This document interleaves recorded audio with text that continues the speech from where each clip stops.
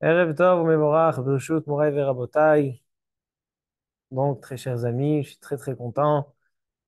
On se retrouve, Baruch Hashem, après les vacances, tous en bonne santé. Que Bezrat Hashem, on puisse étudier comme il faut, avec de nouvelles forces, Bezrat Hashem. Alors, donc voilà, on se retrouve au début du mois de Elul. Donc, nous allons parler ce soir un petit peu de l'essence du mois de Elul à travers notre paracha, la parashat Shoftim. On va ouvrir le shiur avec les paroles du Admor Azaken, Baal HaTanya, le premier Admor de Lubavitch, le Rav Shneur Zalman Milodi. Dit le Baal HaTanya que durant le mois de Elul, nous avons les 13 mesures de miséricorde divine qu'il se dévoile. Si toute l'année, ces mesures de miséricorde sont cachées, eh ben, durant le mois de Elul, jusqu'à Yom Kippourim, pendant 40 jours, nous avons ces mesures de miséricorde qui se dévoilent. D'où on l'apprend? On l'apprend de l'histoire et de l'essence même de ces jours-là.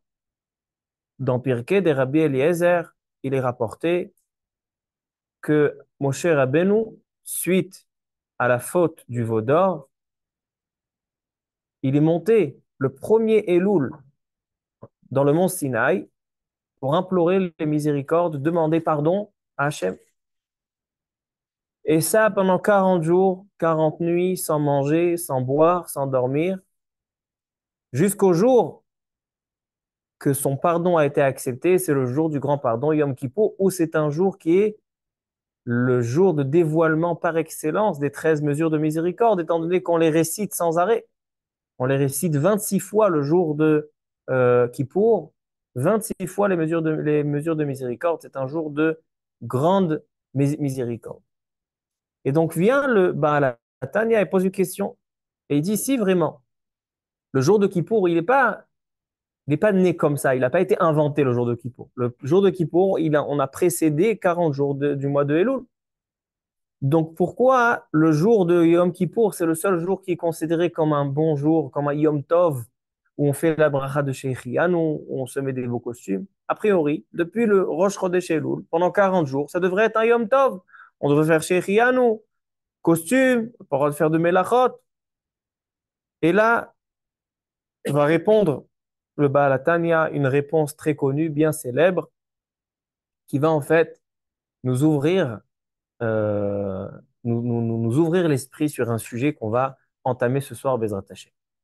Dit le Baal HaTanya qu'il y a une différence entre le dévoilement des miséricordes durant le mois de Elul et le dévoilement qui se fait le dernier jour des 40 jours, le jour de Kippour. C'est que les 40 jours qui précèdent le jour de Kippour, c'est le mois de Elul. Et on connaît tous les Rachet Evot, que Elul, c'est Ani, Ledodi, Vedodili. Ce sont des mots qui ont été pris de Shir HaShirim. Qu'est-ce que le Shir HaShirim évoque? Le Shir HaShirim évoque le lien profond, intense entre Hachem et le peuple juif. À tel point qu'il est évoqué dans Shir HaShirim que le roi sort dans les champs. C'est-à-dire qu'en général, un roi se trouve dans son palais. Et lorsque le roi se trouve dans son palais, l'accès est difficile. Seuls les hommes privilégiés vont pouvoir y pénétrer. Mais lorsque le roi est en déplacement et le roi sort de son palais et il se rend dans les champs, là où tout le peuple se trouve, il devient accessible pour chacun. Et donc dit le Baal HaTanya, pendant le mois de Elul HaMelech Basadeh, Ani Ledodi Vedodi Li, c'est Elul, c'est le Shir HaShirim, là où Dieu, Hachem, le roi, sort de son palais. Et il devient accessible à tous.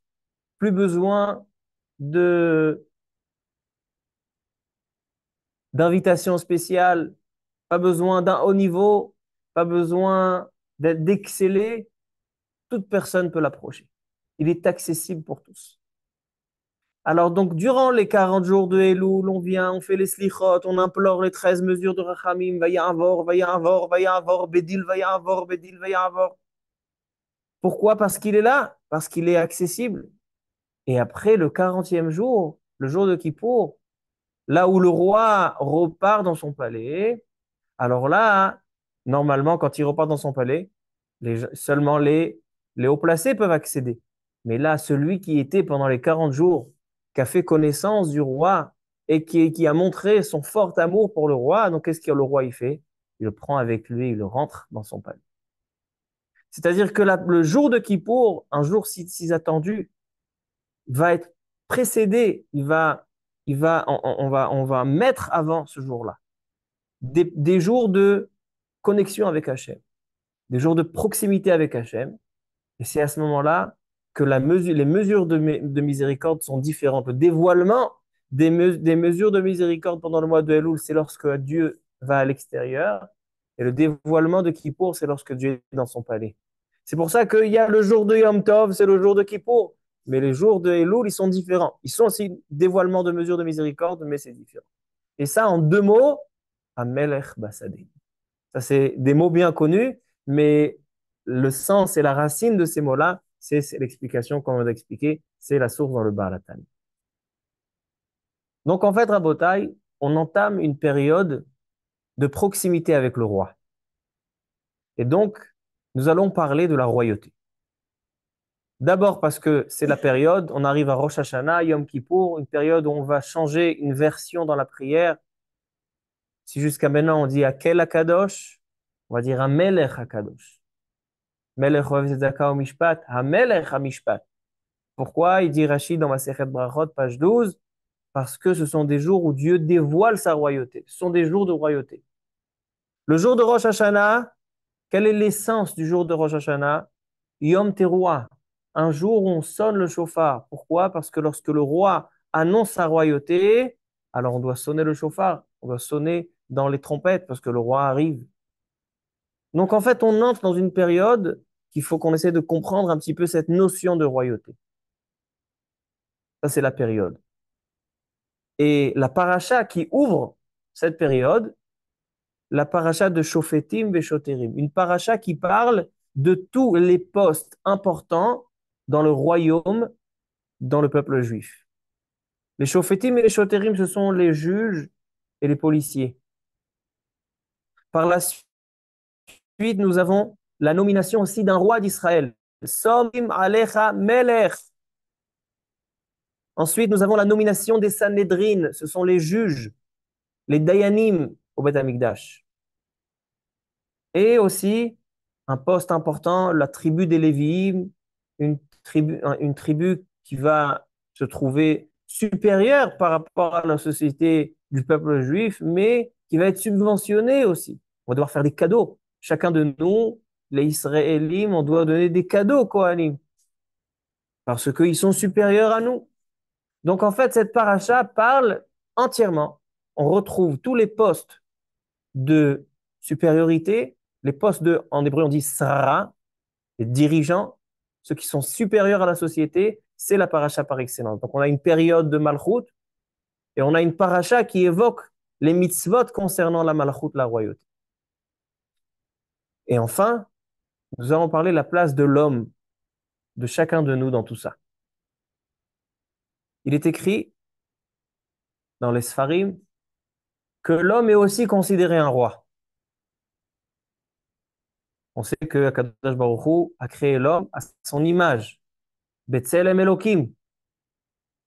Il est écrit dans les Sfarim que une des images où l'homme a été créé, c'est que l'homme aussi est roi. Dit le Maharal dans Drush Shabbat Shuvah, dit le Maharal quelque chose d'étonnant. Qu'Hachem a créé l'homme, de la même manière qu'Hachem est le roi dans les mondes célestes, il a créé l'homme qui soit le roi dans le monde terrestre. Et il dit le Maharal une très très belle remarque. Comment se fait-il que tous les animaux, tous les êtres vivants, animaliers, les animaux sont à quatre pattes. Et le seul qui est à deux pattes, qui est debout, c'est l'homme. Parce que l'homme est le roi terrestre. Les animaux, ils sont tous prosternés à l'homme. C'est pour ça qu'ils sont à quatre pattes, tout le temps. Et l'homme est debout. C'est la raison pour laquelle il y a une différence dans la création. Comme ça dit le Maharal. Et on va voir aujourd'hui, alors donc en fait, on voit, d'abord on va parler donc de la royauté d'Hachem, on va parler de la royauté d'Israël, les rois d'Israël, les juges, c'est la paracha, la période, et enfin, la place de l'homme, parce que l'homme, il va être créé aussi, Ayom Harat Olam, la création du monde, c'est aussi la création de l'homme, et l'homme aussi est considéré un roi. Et pas seulement en quoi l'homme est considéré un roi. Vous connaissez les Rachetevot, les premières lettres de Melech. Melech, c'est les premières lettres de Moach, Lev, Kaved. Lorsque l'homme a un cerveau, un cœur et un foie, le cerveau, c'est la réflexion, la sagesse. Le cœur, c'est les sentiments. Et le foie, c'est tout ce qui est physique, la nourriture, celui qui... Alors donc, l'homme qui est roi, c'est l'homme qui domine, que son cerveau domine son cœur et domine son foie. Dit Tosfot, le Tosfot, la Gemara dit que Bil'am Aracha, lorsqu'il a porté malédiction au peuple juif, il a choisi, la Gemara dans Shabbat, il a choisi quelques instants où Hachem est en colère. Vous savez, nous, dans les Slichot, on choisit les instants où Hachem est Midat HaRachamim, c'est Hashmoret HaBoker. Mais il y a dans la nuit un moment, Rega, il y a un moment où Hachem est en colère. Et c'est le moment où Bil'am Aracha a choisi pour maudire. Demande Tosfot. Mais dans un instant, un tout petit instant, il n'a pas le temps de dire toute sa malédiction. Qu'est-ce qu'il va dire? Un instant, c'est un instant. Il peut dire qu'un mot. Répond Tosfot, il peut dire un mot. Kalem. Kalem veut dire extermine-les. Dis, j'ai vu ça dans un des Sfarim, je ne me rappelle pas maintenant où j'ai vu ça. Mais il dit, c'est quoi Kalem? Bil'am Aracha, lorsqu'il est venu maudire le peuple juif, il a dit, Hachem, Kalem, extermine-les. Comment tu les extermines? Parce que Kalem, c'est les lettres de Melech à l'envers. C'est lorsque le foie, Kalem, c'est Kaved, lève Moach. Lorsque le foie domine le cœur et le cerveau, c'est-à-dire que l'homme est complètement sous l'emprise de son Yetzer Hara, de ses mauvais penchants, et il est complètement à la merci de son physique, à la merci de sa matérialité. C'est là que tu anéantis le peuple juif. C'est pour ça que Bilam Maracha, il va donner conseil. Il dit Elohehem shel el usonezima. J'ai pas réussi à les maudire. Mais si tu veux faire fauter le peuple juif, envoie les filles, les femmes, fais-les tomber dans la débauche. Attrape-les par le matériel. Ça, c'est la malédiction. Et qu'est-ce qu'il dit Hachem tout de suite après? Utroat melechbo. Le peuple juif, c'est pas Kalem, c'est Kalem à l'envers, c'est Melech. C'est pas que le foie domine le cœur et le moach, c'est pas le kaved du lève du moach, mais c'est à l'envers. C'est Melech, moach, lève, kaved. Donc en fait, Rabotai, c'est ça notre sujet ce soir. La royauté d'Hachem, la royauté d'Israël et la royauté de l'homme. Ok? Ça vous intéresse? Ça, tu dis clou. Alors on commence le shiur d'Ezrat Hashem. Notre paracha contient 5 chapitres. Du 16e au 21e chapitre de Sefer Devarim, donc le testament de Moshe Rabbeinu. Le premier chapitre de la paracha, Shofetim veshoterim titen lecha bechol sha'arecha. Donc, afin qu'il y ait, Moshe Rabbeinu dit, afin qu'il y ait la justice qui règne dans le peuple, en Eretz Israël, il va falloir nommer dans chaque she'arim, chacune des portes, donc chaque ville, des juges et des policiers. Ensuite, Moshe Rabbeinu apporte l'interdiction de planter un arbre de Avodah Zara. Lotita alecha ashera kol etz. Interdiction de Avodah Zara. Le deuxième chapitre de notre paracha nous parle de l'interdiction d'apporter et d'approcher à l'autel, au Mizbeach, un sacrifice qui est Baal Mum, c'est-à-dire qui a un handicap. Ainsi, la punition du renvoi d'Avodah Zara et la mitzvah de nommer des Sanhedrin. Si on a déjà nommé des juges et des policiers, maintenant on va nommer les Sanhedrin, ce sont les Dayanim qui vont juger. Et à la fin de ce chapitre-là, à la fin du deuxième chapitre, Perikut Zayin, la mitzvah de nommer un roi. Som tassim alecha melech. Et le roi, il y a beaucoup de lois qui concernent le roi. Par exemple, dit le Shem Ishmuel, il y a des rachet votes, encore des rachet votes. Rachet votes, qui c'est? C'est quoi rachet votes qui c'est? Le trône du roi peut être entier seulement s'il a les rachet votes qui c'est. Qui c'est rachet votes? Kesef, Susim, Isha. Ce sont les trois lois qui concernent le roi. C'est lorsque il ne va pas au-delà de ses moyens, Kesef lo yarbelo. D'accord? Donc l'abondance dans l'argent peut lui servir d'embûche. Ainsi, lo yarbelo sus, qui n'augmente pas ses chevaux. Et aussi, il n'est pas beaucoup de femmes. Le lo yarbelo nashim. Ainsi, le roi doit marcher tout le temps avec le Sefer Torah dans ses bras, Sefer Torah becheko, vekara bokol et mechayav. Et il doit étudier tout le long de sa vie. Ainsi était David Amelech. David Amelech, qui était le roi d'Israël, n'a pas cessé de d'étudier tout le long de sa vie, à tel point que le Satan, le Malach HaMavet, le jour où il est venu pour retirer l'âme, c'était la fin de la vie de David Amelech, il n'arrivait pas à le retirer, étant donné qu'il est tout le temps, il était tout le temps rattaché à la vie. Il étudiait sans arrêt. Donc il a dû trouver un système pour que David Amelech arrête d'étudier, c'est là qu'il a retiré sa Mishana. Ça, c'est les lois du roi. Le troisième chapitre, chapitre 18, c'est les Kohanim, donc encore un poste de supériorité dans le peuple juif, Shevet Lévi, qui n'a pas de part en Israël, mais qu'on doit lui donner des cadeaux. Le chapitre 20, les lois, maintenant qu'on a les juges, maintenant qu'on a les policiers, maintenant qu'on a les Sanhédrin, maintenant qu'on a le roi d'Israël, maintenant qu'on a les Kohanim et les Lévi'im, on passe à la guerre. Le chapitre 20, c'est les lois concernant la guerre avec notre ennemi, Dine Hamil Chama. Et là, la Torah nous dit, il y en a qui sont concernés par la guerre, il y en a qui ne sont pas concernés. Les peureux, ils vont pas. Ceux qui ont une crainte à cause de certaines avérotes, il y en a un, il a parlé entre Ishtabach et Yotzer, Ishtabach et Barichou. Ouais, il a fait une Ibra, il a parlé avec son ami. Eh bien, celui-là, il va pas à la guerre parce que c'est une avéra. Il n'avait pas le droit de le faire. Alors donc, ainsi, celui qui n'a pas, euh, celui qui a planté une vigne et qui ne l'a pas intronisé, ainsi celui qui a construit une maison et qui ne sait pas commencer à s'installer, velo hanacho, ainsi celui qui s'est fiancé avec une femme et qui ne s'est pas encore marié, ceux-là, ils vont pas à la guerre. Et termine la Torah en disant la mitzvah dans le 21e chapitre, la paracha de Egla Arufa. Egla Arufa, on a retrouvé un cadavre, etc. Donc, on doit, le Beddin vient nettoyer ses mains, c'est-à-dire disant que c'est pas eux, ils sont pas responsables. Yaden ou lo shafechu et adam hazeh ve'enen ou lo ra'u. C'est là qu'on fait la mitzvah de Egla Arufa. Voici les sujets de notre paracha. Quelques questions et on commence à répondre. Première question, pourquoi Moshe Rabbeinu, avant de quitter ce monde, avant de se séparer du peuple juif, va choisir ces mitzvot-là précisément en tant que testament. On sait que le Chumash Devarim, c'est un peu une répétition sur les mitzvot, mais pas toutes les mitzvot sont répétées.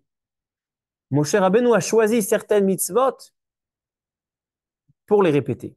C'est-à-dire que Moshe Rabbeinu comprend, Moshe Rabbeinu a une idée derrière la tête, c'est que il y a des mitzvot qu'il va falloir les transmettre d'une autre manière. Vous savez que le Aseret Adibrot, on a lu il y a 2 semaines l'Aseret Adibrot dans Parashat Vaïtranan, ils sont différentes des Aseret Adibrot dans Parashat Yitro. Maintenant, Aseret Adibrot, il n'y a eu qu'une fois.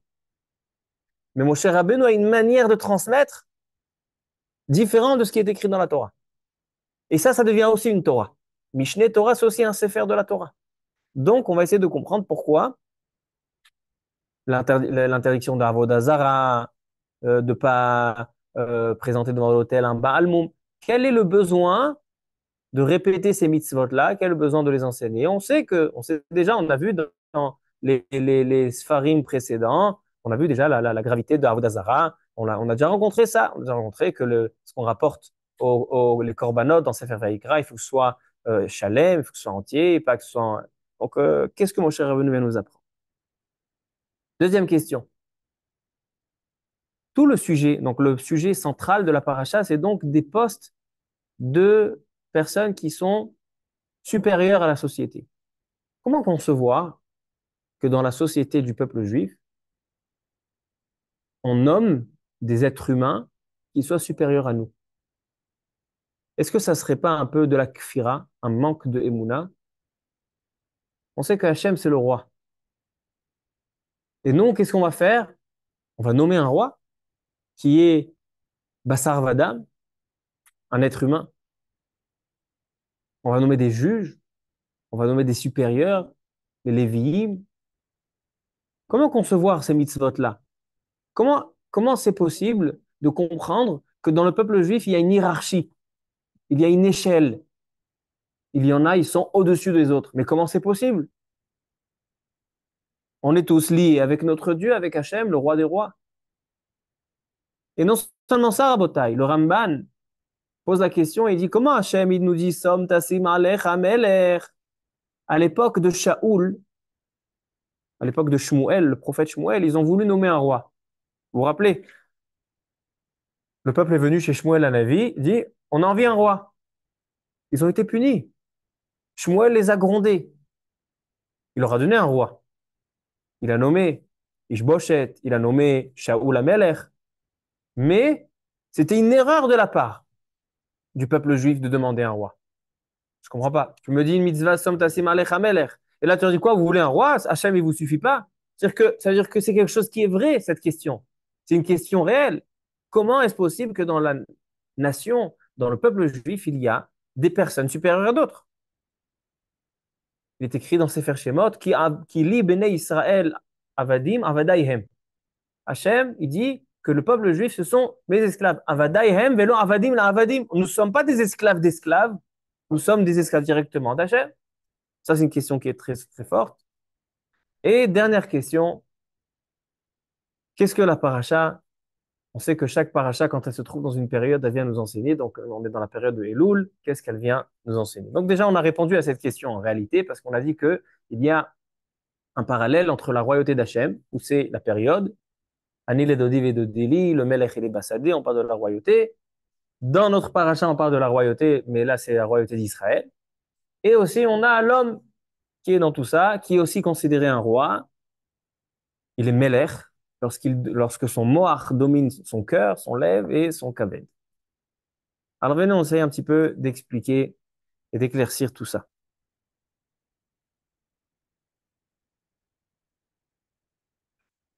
À la fin de la paracha, comme on a évoqué tout à l'heure, nous avons les lois de la guerre. Kitetse la milchama aloyevecha. Dit le Ohr HaChaim Akadosh et d'autres que la guerre, Kitetse la milchama aloyevecha, il s'agit de la guerre aussi contre le Yetzer Hara. Pas seulement contre l'ennemi d'extérieur, mais aussi contre l'ennemi le plus juré de l'homme. Quel est l'ennemi le plus juré de l'homme? C'est le Yetzer Hara. Pourquoi c'est un ennemi plus grave? Parce que c'est un ennemi qu'on alimente et c'est un ennemi qu'on ne fait pas attention à sa menace.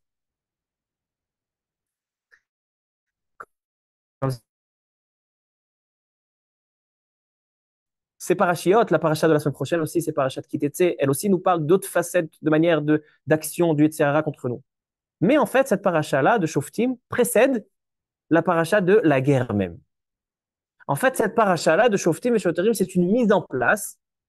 Mon cher Rabbeinu est en train d'organiser le peuple, est en train de préparer le terrain afin que la guerre sera avec succès.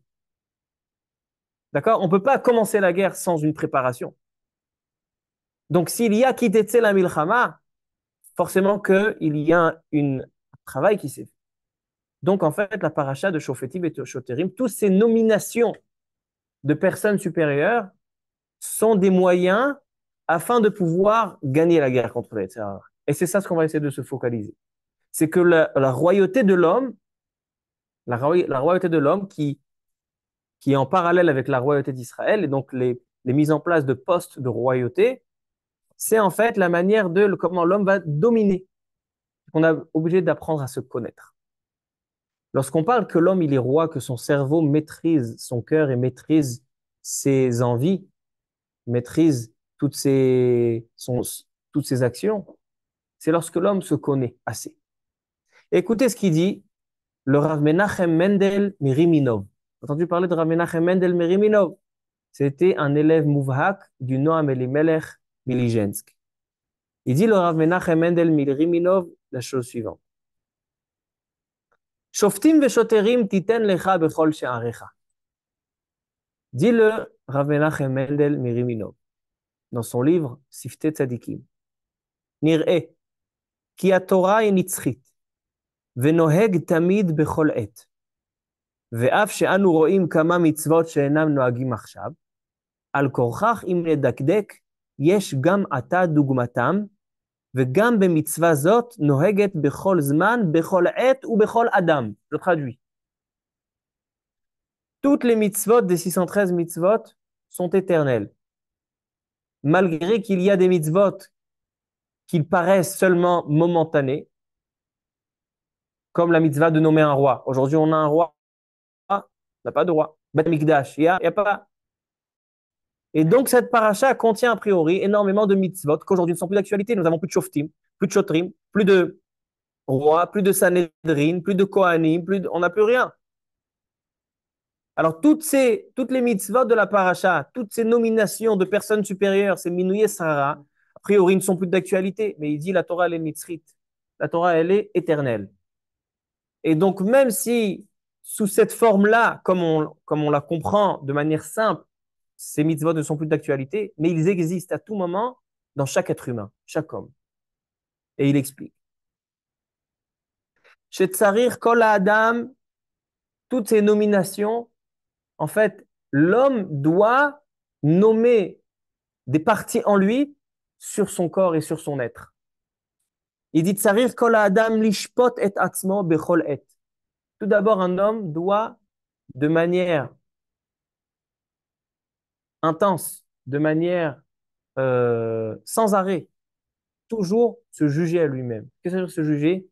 Examiner ses actions, examiner ses réactions, examiner son mode de vie, examiner ses pensées, examiner tout. Un homme doit être un chauffette, doit être juge sur lui-même. Et lorsqu'il sera chauffette, il pourra être aussi choter. Parce que lorsque tu apprends à te connaître, comme on voit, avant de combattre le tzara, avant qu'il t'ait la milchama, il faut d'abord se connaître l'ennemi, connaître de qui s'agit-il. Alors donc, d'abord le chauffette, shoftim. Après, veshoterim, titen lecha bechol she'arecha. C'est quoi bechol she'arecha? Il dit, ainu shiv'a she'arim sheyesh berosh adam. Dans la tête de l'homme, il y a 7 portes. Les 2 yeux, les 2 oreilles, les 2 narines et la bouche. Asher derech sham yachol hayetzer hara להכשיל אותו. דהיינו לראות איזה דבר, או לשמוע, או להריח, וצריך להימנות עליהם שופטים ושוטרים, et donc il faut nommer, c'est-à-dire il faut nommer qui on nomme, notre cerveau, notre moach qui soit melech, c'est moach lev kaved, il faut qu'il y ait un homme désigne en lui des juges, des policiers, et là il deviendra som tassim alecha melech, et là il deviendra roi. Ainsi, Rabotai, quelque chose qui est similaire dans le livre Shevet Moussar. Ça, c'était le Rav Menachem Mendel Mirimino. Il y a un livre qui s'appelle Shevet Moussar, un livre très ancien de Moussar, très célèbre, du Rav Eliyahu HaKohen. Il dit le Shevet Moussar, quelque chose de très intéressant. Vous savez que il y a des animaux, on apprend d'eux des enseignements. La fourmi, très très bien, dit Shlomo HaMelech, Lech el nemala atzel. Re'e derachea vachacham. Va chez la fourmi, paresseux, et regarde comment elle travaille. Donc on apprend à ne pas être paresseux de qui? De la fourmi. Demande le Shevet Moussar dans son livre Perek Memzaïn. Qu'est-ce qu'on apprend du singe? Pourquoi il parle du singe? Il dit parce que le singe, c'est l'animal qui ressemble le plus à l'homme. Et c'est l'animal qui imite l'homme. Qu'est-ce qu'on apprend du singe? Dit le Shevet Moussar, et ça c'est en rapport avec, il va se baser sur un pasouk dans la paracha. Il dit, Lama Kadosh Baruch Hu bara ba'olam et hakof, sheyesh la ktsat tzurat adam, il ressemble au singe. Il y a certains qui prétendent être les petits-enfants du singe. S'ils veulent, ils peuvent l'être s'ils le souhaitent. Mais pourquoi ils prétendent ça? Parce que le singe ressemble à l'homme. Il dit pourquoi Hachem, il a créé une création qui ressemble à l'homme et qui imite sans arrêt. Et kol ma sheroeh, she'adam oseh, gamu oseh kamohu. Tout ce que l'homme fait, le singe l'imite. Alors il explique, alimud me'akof, shekeshem she'akof, ba'avur re'oto atzmo bektsat evarav domé Adam. Étant donné que le singe voit que ses membres ressemblent énormément aux membres de l'être humain, c'est la raison pour laquelle il va tout faire pour lui ressembler. Et il dit, l'homme doit apprendre la même chose chez lui. Étant donné que l'homme a été créé à l'image d'Hachem, et donc Hachem l'a créé de manière à ce qu'il lui ressemble, toi aussi tu dois essayer d'imiter Hachem. Et c'est ça ce que dit la Torah, Ve'halachta bidrachav. Tu dois suivre le chemin d'Hachem. Si Hachem il est miséricordieux, toi aussi tu dois l'être. Mahu rahum afata rahum. Mahu chanoun afata chanoun. L'homme, le juif, a une mitzvah de se comporter de la même manière comment Hachem se comporte. Donc on apprend qu'il y a une mitzvah d'aller visiter des malades. Donc on apprend qu'il y a une mitzvah d'accueillir des invités à la maison. Donc on apprend ça. Il n'y a pas de pasouk dans la Torah qui dit ça. Les Avraham, il savait ça. Akadash Baruch Hu. Akadash Baruch Hu, c'est le premier qui est allé faire Birkur Cholim chez Avraham Avinu. Ve'alarta bidrachav, dit le Rambam. C'est vrai que c'est une mitzvah qui découle de la mitzvah de Gmilut Chasadim, de Ve'avta l'erecha kamocha. Mais d'où on apprend la forme de la mitzvah, Tzurat ha mitzvah, on l'apprend d'où? D'Avraham, Akadash Baruch Hu. Ve'alarta bidrachav, comment on apprend une mitzvah d'Akadash Baruch Hu? Oui, tout ce qu'Akadash Baruch Hu il fait, on fait. Akadash Baruch Hu, il a créé le monde avec des paroles. Alors nous aussi, on utilise la parole pour créer des choses. Comme ça, il dit le Nefesh HaChaim, Rav Chaim de Volojin. Il dit, c'est quoi que l'homme, il a été créé Betsalmo, il a été créé à l'image de Dieu. Ce que ça veut dire? De la même manière que Hachem va créer un pouvoir de création à partir de la parole, Hachem, il a transmis ce pouvoir chez l'homme à travers la parole.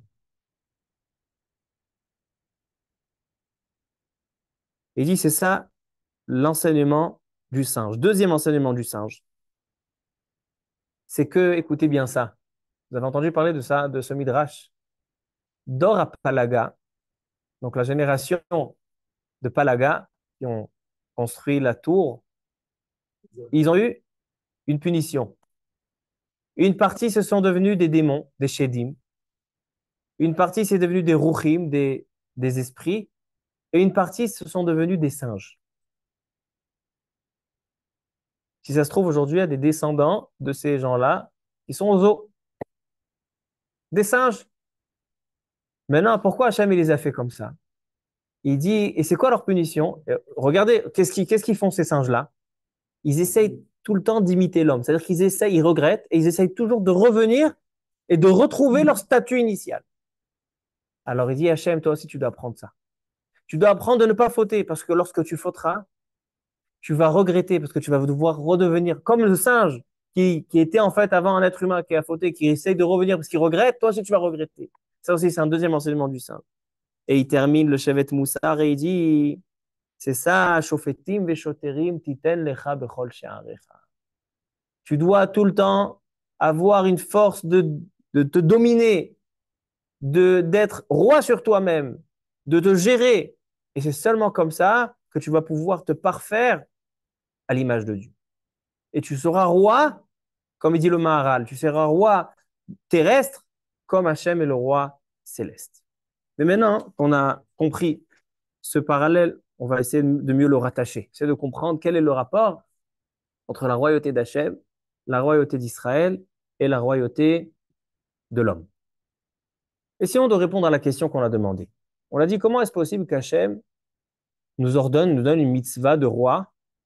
Or, ça contredit un petit peu la religion. La religion dit que Hachem, c'est le roi, et nous, on est les esclaves. Comment on va nommer un être humain qui est lui-même esclave, on va le rendre roi? La réponse, elle est très simple. C'est qu'Akadosh Baruch Hu, quand il a créé le monde et il a créé l'homme, il a envie, à Kadosh Baruch Hu, d'être présent dans la création. Il veut pas seulement être associé, il veut être présent. Hachem, quand il a créé le monde, il souhaite être présent dans ce monde. Il veut être là. Et comment il va être là? À travers l'homme. Étant donné que l'homme, il est créé à l'image de Dieu, donc ça sera la manière d'existence de Dieu de manière physique sur terre. C'est pour ça que Dieu va choisir d'abord l'homme, et donc l'homme c'est un roi, l'homme c'est un mêler. Pourquoi l'homme c'est un mêler? Parce qu'il est en fait il véhicule en lui la royauté d'Hachem. Et donc l'homme aussi a besoin de ressentir, chaque juif a besoin de ressentir la présence du roi ici. Et donc c'est pour ça qu'Hachem va désigner un roi d'Israël, que ce roi d'Israël sera récipient, sera comme un char qui va supporter la royauté d'Hachem. C'est-à-dire que quand on voit David Ameller, il avait une très très grande anava. Qu'est-ce qu'il a dit, David? Il y a trois personnes qui étaient très humbles dans l'histoire du peuple juif. Il y avait Avraham Avinu, qui a dit Ve'anochi afar va'efer. Il y avait Moshe Rabbeinu, qui a dit Ve'nachnu ma, on est quoi? Et il y avait David Ameller. Que David Ameller, il a dit Ve'anochi tola'at ve'lo ish. Je suis un insecte et pas un homme. C'est-à-dire que David Ameller, l'homme le plus respectable du peuple juif, le roi d'Israël, celui qui a, grâce à lui, on a construit le Beth Amikdash, celui qui va engendrer le Mashiach, c'est celui qui est le Melech Israël, le premier véritable roi d'Israël, donc, celui qui est le véritable roi d'Israël, eh ben, c'est celui qui dit Anitolat Veloish. Je ne comprends pas, c'est Davar Veipucho, c'est une chose et son contraire. Tu es le roi d'Israël et tu dis que tu es un insecte. Tu es en train de mentir? Non. C'est que justement, celui qui a été choisi pour réceptionner la présence de la royauté d'Hachem dans ce monde, celui qui a été désigné pour servir de char, de trône, c'est David Amel. Seulement cette humilité, seulement cette sniout va pouvoir faire qu'il va devenir réceptif. Mais celui qui est Gavtan, qu'est-ce qui se passe quand il est Gavtan? Quand il se sauve de lui. To'avat Hashem kol gevahlev. Donc en fait, Rabotai, ce parallèle, c'est pas seulement un parallèle, c'est une seule chose. La royauté d'Hachem, qui va être évoquée dans cette période-là, de Elul, Anil et de Div et de Dili, que Amelech Basadeh, et les jours de Rosh Hashanah Yom Kippour, c'est une période de royauté, la période de royauté d'Hachem, et elle est aussi installée dans le monde, dans la royauté d'Israël, et elle est aussi installée dans le corps humain, que chaque juif est un roi, mais tout est en fait la royauté d'Hachem. Vous comprenez mieux maintenant le parallèle. Et Rabotai, ça, dans le langage de Kabbalah, hein, on a parlé longtemps, souvent on en parle, c'est Olam Shana Venefesh. C'est quoi la notion de Olam Shana Venefesh? Akadosh Baruch Hu, quand il va créer quelque chose, une chose complète, il va la créer en parallèle dans trois paramètres, à trois niveaux. Il va la créer dans un lieu, une création va occuper un lieu bien précis, il va occuper un temps, et il va être créé aussi chez l'homme. Toute la création, on va la retrouver chez l'homme. Donc on a un parallèle entre le lieu, Olam, on a Shana, c'est le calendrier, dans un temps bien précis, et Nefesh. Et c'est là la royauté d'Hachem. La royauté d'Hachem, elle est de manière complète dans ces trois parallèles-là. Dans l'année, il y a Rosh Hashanah et Kippour et Elul. C'est la période, le Zman de la royauté. Nous avons dans le Olam, c'est le Melech Israël, c'est la royauté sur le Olam. Et on a aussi dans le Nefesh, dans le corps humain, que chaque juif est Melech, Moach, Lev, Kaved. Inverse de la klala de Bilham qui a dit Kalem, que ce soit Kaved, Lev, Moach. Ça, c'est la royauté chez l'homme. Ça, c'est en fait, Rabotai, la notion de royauté parfaite d'Hachem qui se dévoile dans le monde. Et c'est seulement par ce moyen-là, c'est pour ça que cette parachiote-là, la parachat Shoftim qui nous entre dans le mois de Elul, nous parle de toutes les mitzvot qui concernent les nominations de royauté, les nominations de supériorité. Parce que c'est seulement lorsque l'homme va se faire il va se faire il va désigner en lui des choses supérieures à d'autres, lorsqu'il va rendre son cerveau supérieur à son corps, à son cœur et supérieur à son foie, c'est là qu'il va pouvoir gérer tout son corps. C'est là qu'il va pouvoir exceller et se développer dans sa vie, dans sa avodat Hashem. Et c'est exactement le but qu'Hachem nous demande de nommer des personnes supérieures dans le peuple juif. On a demandé, mais je ne comprends pas. On est tous proches d'Hachem. C'est quoi cette échelle? C'est quoi cette hiérarchie? Ben non, justement, pour le bon fonctionnement de tous les enfants d'Israël, on est obligé d'avoir cette hiérarchie. Pourquoi? Parce que c'est cette hiérarchie-là qui va encadrer tout l'ensemble du peuple juif. Lorsqu'il y a le peuple qui va donner des tourmot ou maasrot aux Kohanim, et que ces Kohanim vont introniser un roi, et ce roi va nommer des shoftim et des shoterim, et eux-mêmes vont nommer les Sanhedrin. Il va y avoir cette harmonie dans le peuple, c'est là qu'on va exceller. C'est comme ça qu'aussi l'homme, que l'homme contient toute la création du monde, c'est l'homme katan, lui aussi doit avoir ça.